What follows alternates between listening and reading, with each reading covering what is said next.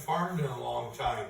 I'm around farms, but I know Monsanto might make Roundup or weed killer. So I haven't asked my local farmers about Monsanto, but I know they use weed killers and not many of them use pesticides, some of them do, but they use a lot of herbicide, weed killers. So speaking of that, back in my day in the 70s, we used cultivators.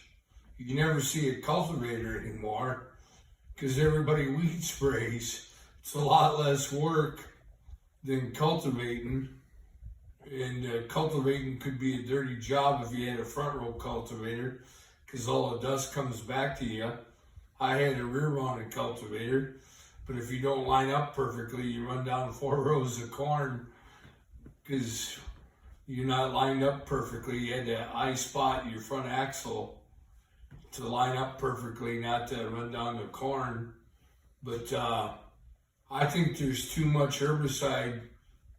I wouldn't say pesticide. I don't know about pesticide. I can't comment on that. Used on corn and soybeans today. I'd rather see the old-fashioned cultivator more. So I'm not that big a fan of herbicides, but I'm not farming these days. I haven't farmed since the 70s, so I really don't know what I'm talking about.